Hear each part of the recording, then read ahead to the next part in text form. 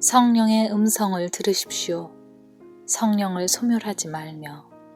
데살로니가전서 5장 19절 말씀.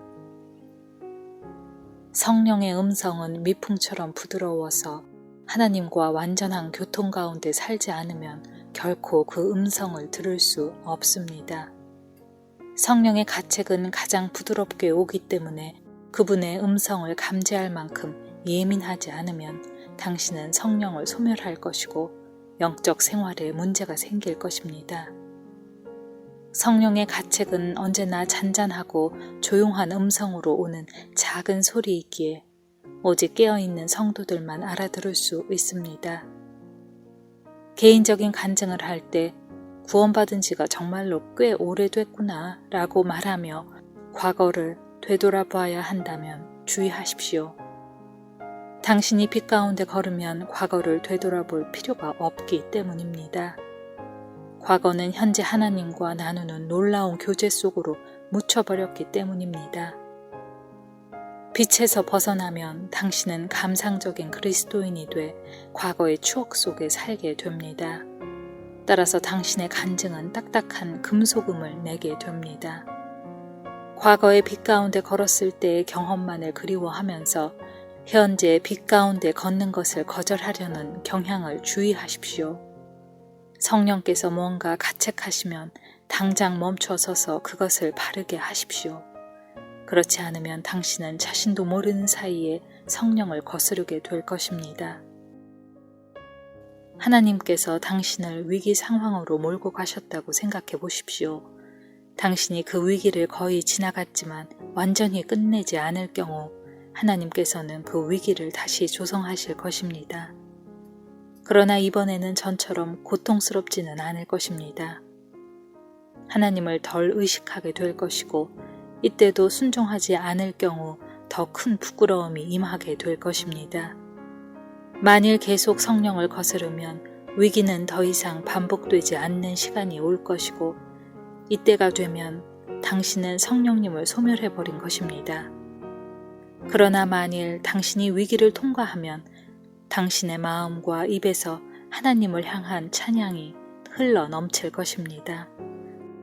하나님을 항상 가슴 아프게 하는 것들에 대해 결코 어떠한 연민도 갖지 마십시오. 하나님은 우리의 삶 가운데서 사라져야 하는 것들을 제거하기 위해 우리를 아프게 하셔야만 합니다.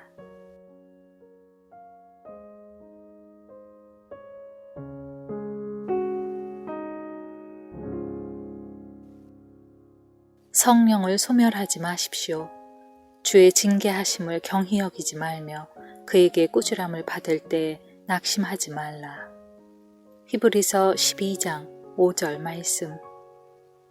성령을 소멸시키는 것은 아주 쉽습니다. 주님의 징계를 무시하거나 주님께 꾸지람을 들을 때 낙심해버리면 됩니다. 우리가 얕은 차원의 성화의 경험만 가지고 있다면 우리는 그림자를 실체로 착각하기 쉽습니다. 그래서 성령이 견책하기 시작하실 때 우리는 이건 마귀의 일임에 틀림없어 라고 말합니다. 결코 성령을 소멸하지 마십시오. 성령께서 이렇게 말씀하실 때 그분을 무시하지 마십시오. 더 이상 이 부분에 눈을 감지 말라. 내 생각에 내가 잊지 말아야 할 곳에 있구나. 지금까지 너에게 그것을 보여줄 수 없었지만 이제 보여준다.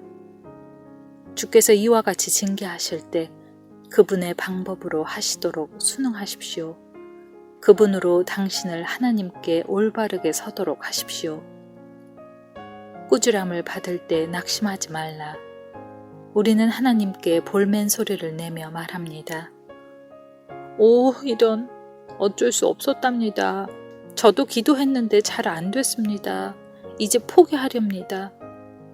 만일 만사를 이런 식으로 말해버린다면 어떻게 될지 생각해 보십시오.